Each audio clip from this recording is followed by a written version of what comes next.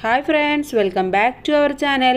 5ാം ക്ലാസ്സിലെ സോഷ്യൽ സയൻസിൻ്റെ ഓണം എക്സാമുമായി ബന്ധപ്പെട്ടുകൊണ്ടുള്ള ഒരു വീഡിയോയിലേക്ക് എല്ലാ കൂട്ടുകാർക്കും സ്വാഗതം.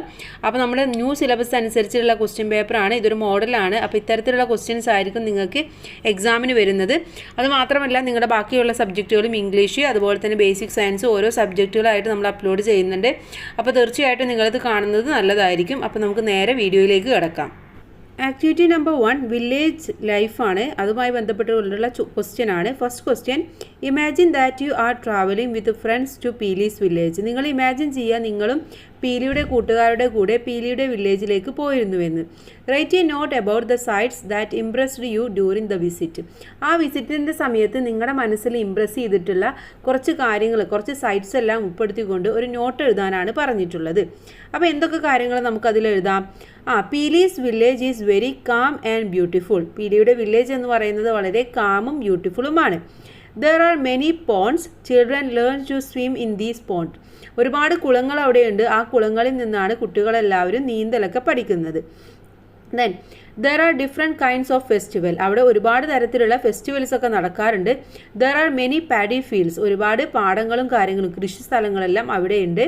Then there are weekly markets to buy and cell the locally produced goods.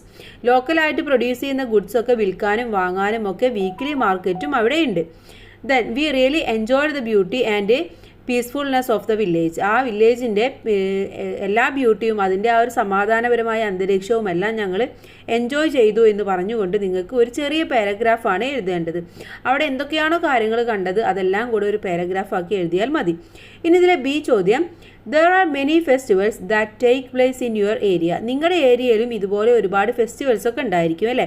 Right the name of 2 festivals related to agriculture. അഗ്രികൾച്ചറുമായി ബന്ധപ്പെട്ടുകൊണ്ടുള്ള 2 ഫെസ്റ്റിവൽസിൻ്റെ പേരെഴുതാനാണ് പറഞ്ഞിട്ടുള്ളത്. ഏതൊക്കെയാണ്? ഓണം ആൻഡ് വിഷു. ഓണവും വിഷുവും. ഇനി സെക്കൻഡ് ആക്ടിവിറ്റി നോക്കൂ. റൂറൽ അർബൻ ഡിഫറൻസസിനെ കുറിച്ചിട്ടുള്ള ഒരു ആക്ടിവിറ്റിയാണ്. A question, a child who went to see the city from the village school comes home and tells their mother about the experiences in the city. ഒരു കുട്ടി സ്കൂളിൽ നിന്നും, വില്ലേജിൽ പഠിക്കുന്ന ഒരു കുട്ടി സ്കൂളിൽ നിന്നും എവിടേക്ക് പോയി? സിറ്റിയിലേക്ക് പോയി. അപ്പോൾ അവിടെ കണ്ട കാഴ്ചകളെ കുറിച്ചിട്ട്, ആ എക്സ്പീരിയൻസിനെ കുറിച്ചിട്ട് മദറിൻ്റെ അടുത്ത് പറയാൻ. Write down any 2 of these experience. അവിടെ കണ്ട എന്തെങ്കിലും 2 എക്സ്പീരിയൻസ് എഴുതാനാണ് പറഞ്ഞിട്ടുള്ളത്. എന്തൊക്കെ കണ്ടിട്ടുണ്ടാവും? The people are very busy in city. സിറ്റിയിലുള്ള ആളുകളൊക്കെ വളരെയധികം തിരക്ക് പിടിച്ച ആളുകളാണ് അല്ലേ? അതുപോലെ തന്നെ there is heavy traffic and huge buildings.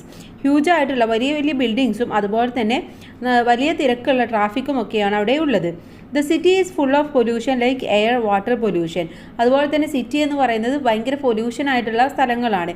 Air പൊല്യൂഷന്, water പൊല്യൂഷന് ഒക്കെ ഉള്ള സ്ഥലങ്ങളാണ് സിറ്റി എന്ന് പറയുന്നത്. Then second question, where is the native place of Chammeli. ചമ്മേലിയുടെ നേറ്റീവ് പ്ലേസ് എവിടെയാണെന്നാണ് ക്വസ്റ്റ്യൻ. എവിടെയാണ്? ആസാമിലാണ് അല്ലേ? അപ്പോൾ ഉത്തരം ആസാമാണ്. C, write the state from where majority of guest workers come to Kerala. കേരളത്തിലേക്ക് ഇതുപോലെയുള്ള ഗസ്റ്റ് വർക്കേഴ്സൊക്കെ ഏറ്റവും കൂടുതൽ വരുന്നത് എവിടെ നിന്നാണ്? ആസാം, ബീഹാർ, വെസ്റ്റ് ബംഗാൾ എക്സെട്ര. ഇത്ര സ്ഥലങ്ങളിൽ നിന്നാണ്. Assam, Bihar, West Bengal. Okay. Next activity number 3 ആണ്. Human began settle permanently near agricultural sites. എന്താണ്? മനുഷ്യരൊക്കെ അഗ്രികൾച്ചറൽ സൈറ്റിൻ്റെ അടുത്തൊക്കെ ആയിട്ട് സെറ്റിൽമെൻറ്റ്, അവർ താമസം തുടങ്ങി എന്നാണ് പറയുന്നത്. അപ്പോൾ അതുമായി ബന്ധപ്പെട്ട ക്വസ്റ്റ്യൻ ആണ്. First question, what were the advantages of early humans of settling permanently near agricultural site. ഇതുപോലെ അഗ്രികൾച്ചറൽ സൈറ്റിലൊക്കെ അവർ ഒരു പെർമനൻ്റ് ആയിട്ടുള്ള ഒരു താമസം തുടങ്ങിയപ്പോൾ എന്തൊക്കെയാണ് അതിൻ്റെ അഡ്വാൻറ്റേജ് ഉണ്ടായത് എന്നാണ് ചോദിക്കുന്നത്. എന്തൊക്കെയായിരുന്നു? Availability of food items increased. Food ഐറ്റംസിൻ്റെ അവൈലബിലിറ്റി ഒക്കെ കൂടി. There is no need to wander around in search of food. അവർ ഭക്ഷണത്തിന് വേണ്ടിയിട്ട് അങ്ങോട്ടും ഇങ്ങോട്ടൊക്കെ അലഞ്ഞു നടക്കേണ്ട അവസ്ഥ ഇല്ലാതായി. Got more time to rest. അതുപോലെ തന്നെ അവർക്ക് ഒരുപാട് സമയം റെസ്റ്റ് എടുക്കാൻ വേണ്ടി കിട്ടി. ഇനി ഇതിലെ ബി ചോദ്യം, വാട്ട് ഈസ് ബാർട്ടർ സിസ്റ്റം. എന്താണ് ബാർട്ടർ സിസ്റ്റം എന്ന് പറയുന്നത്? Before the introduction of the system of coinage there was A practice of exchanging goods with each other. ഈ കോയിനേജൊക്കെ, അതായത് പൈസ കൊണ്ടുള്ള അങ്ങോട്ടും ഇങ്ങോട്ടുള്ള ഇടപാടിൻ്റെ മുന്നേ ഈ ഗുഡ്സൊക്കെ, സാധനങ്ങളൊക്കെ അങ്ങോട്ടും ഇങ്ങോട്ടും എക്സ്ചേഞ്ച് ചെയ്യുന്ന ഒരു സമ്പ്രദായം ഉണ്ടായിരുന്നു. This method of exchange is known as barter system. ഈ ഒരു എക്സ്ചേഞ്ചിനെയാണ് നമ്മൾ ബാർട്ടർ സിസ്റ്റം എന്ന് പറയുന്നത്. ആക്ടിവിറ്റി നമ്പർ 4 നോക്കാം. Food and inequality. ഭക്ഷണവും അതിലെ അസമത്വവും എന്നുള്ള വിഷയത്തെക്കുറിച്ചിട്ടാണ്. അപ്പോൾ ചോദ്യം, who was a social reformer organised മിശ്രഭോജനം as a protest against social inequalities. ആരാണ് മിശ്രഭോജനം എന്നുള്ള ആ ഒരു സോഷ്യൽ റിഫോം അല്ലെങ്കിൽ ആ ഒരു സംഭവം ഉണ്ടാക്കിയത്, ഓർഗനൈസ് ചെയ്തത് ആരാണെന്നാണ് ചോദിച്ചിട്ടുള്ളത്. ആ സോഷ്യൽ റിഫോമറുടെ പേരെന്തായിരുന്നു? സഹോദരൻ അയ്യപ്പനായിരുന്നു. ഓക്കെ, സഹോദരൻ അയ്യപ്പൻ. ബി ചോദ്യം, name the project launched by the government of Kerala for poverty alleviation. ദാരിദ്ര്യം ഇല്ലാതാക്കാൻ വേണ്ടിയിട്ട് ഗവൺമെൻറ് കൊണ്ടുവന്നിട്ടുള്ള പ്രൊജക്റ്റിൻ്റെ പേരെന്തായിരുന്നു? Kudumbashree mission. Okay, Kudumbashree mission ആയിരുന്നു.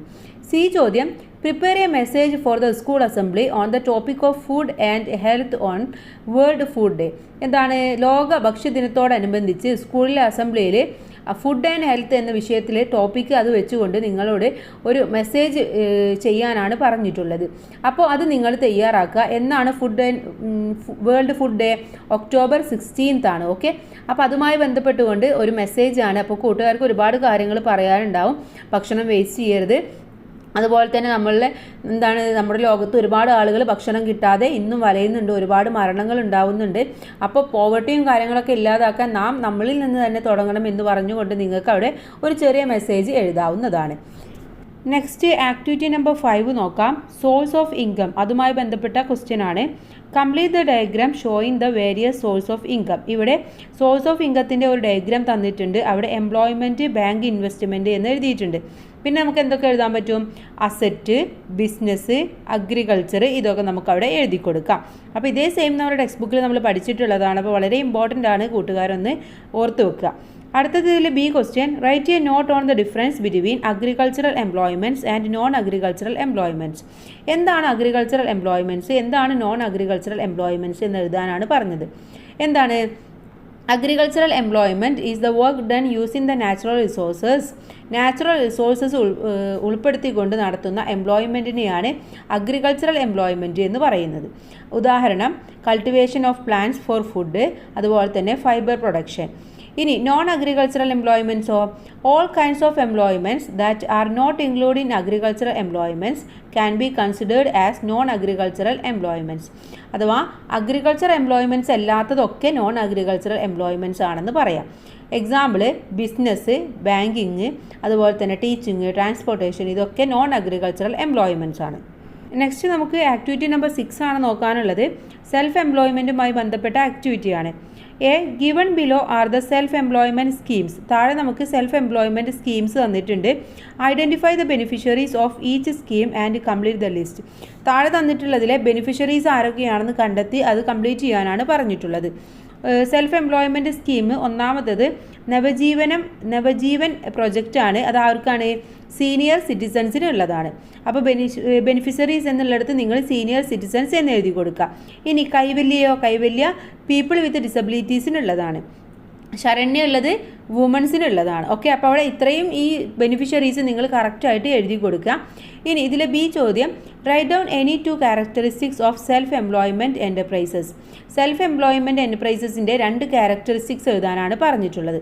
ഒന്ന്, individual can earn through self employment without depending on others. മറ്റുള്ളവരെ ആശ്രയിക്കാതെ തന്നെ സെൽഫായിട്ട് നമുക്ക് ഏൺ ചെയ്യാൻ വേണ്ടി സാധിക്കും. ഇനി bring new ideas and products to market.